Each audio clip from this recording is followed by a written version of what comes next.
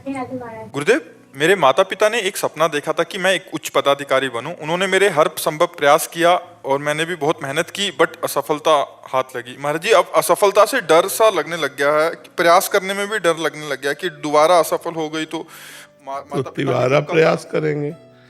हमको प्रयासरत रहना है। हमारा पूर्व का प्रारब्ध जो है ना, जैसे हमको दुख देना है प्रारब्ध को, तो अब हम अगर सफल हो जाएंगे तो दुख कैसे मिलेगा?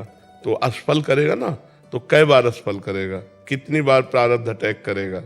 हम हर बार प्रयास करते हो प्रारब्ध को असफल करने के लिए नाम जप करो। नाम जप करते हो साथ में, अधिक से अधिक संख्या में नाम जप करो। तो जो प्रारब्ध आपको असफल करना चाहता है, आप उस प्रारब्ध को असफल कर दीजिए और आप सफलता प्राप्त कीजिए। मंत्रानुष्ठान में और भगवान के स्तोत्रों में और भगवान के नाम जप में बड़ी सामर्थ्य है। यदि हम भगवान के मंगलमय स्तोत्रों का, जैसे भारी से भारी संकट हो और गजेंद्र मोक्ष का पाठ करें रोज, तो भारी से भारी संकट निवृत्ति हो जाएगी। धन चाहिए तो ऐसे स्तोत्र हैं जिनके गायन करने से धन की प्राप्ति होती है। यदि हमें अपने लक्ष्य की प्राप्ति चाहिए तो मंत्रानुष्ठान, जप, इनमें इतनी सामर्थ्य है कि प्रारब्ध को नष्ट करके हमारी सफलता। अब माला दो माला से तो बात बनने वाली नहीं। डट के मंत्रानुष्ठान करो, नाम जप करो, तो यहाँ के अधिकार की क्या बात है, ब्रह्मा का अधिकार मिल जाए। ये तो मर्त्य लोक के कोई अधिकारी पद की बात है, ब्रह्मा का अधिकार मिल जाए। देखो, पूर्व का पुण्य है तो हमारे देश की एक महिला राष्ट्रपति है। तो हम निराश तो कभी होंगे ना कि अब हमसे नहीं हो पाएगा, नहीं। जय बार असफलता मिले तय बार और उत्साह करके हम लगी रहे तो कभी न कभी सफल हो जाएंगे। पर साथ में भजन होना चाहिए।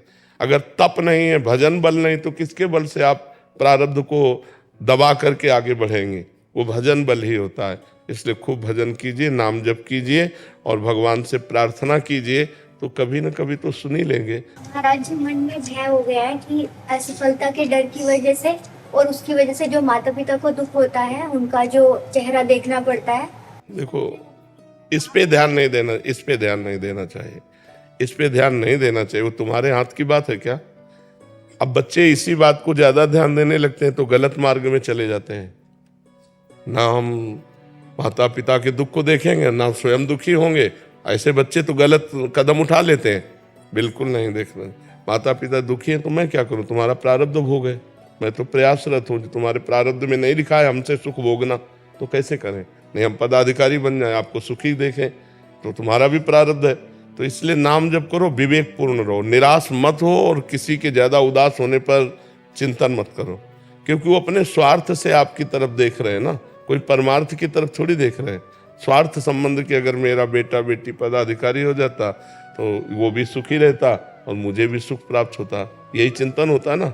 तो वो प्रारब्ध के अधीन है। चाहे जितना प्रयास करो, जब तक प्रारब्ध क्षीण नहीं होगा तब तक आपको बढ़ने नहीं देगा। कई लोग ऐसे होते, ज्यादा प्रयास नहीं करते, उन्नति को प्राप्त हो जाते हैं, उनका प्रारब्ध उनको सपोर्ट कर रहा है। कई लोग ऐसे बहुत विज्ञ है, बहुत प्रवीण है, लेकिन उनकी प्रवीणता कागज में लिखी रखी, उनके पास हासिल है प्रवीणता, और उसका लाभ वो नहीं ले सकते, क्योंकि प्रारब्ध जहाँ कदम रखेंगे वही गिरा देगा। प्रारब्ध पूर्व का पाप कर्म हमारा होता है ना, तो हम इतना भजन करें कि पूर्व के प्रारब्ध कर्म को हम विध्वंस कर दें, तब तो हम आगे बढ़ सकते हैं। नहीं तो बार बार हमें निराशा, और इतनी निराशा हो जाएगी कि फिर जैसे बच्चे फेल हो जाते हैं, उनको लगता है मम्मी पापा डांटेंगे और मित्र लोग उपहास करेंगे, तो इससे अच्छा ऐसा तो कर लो।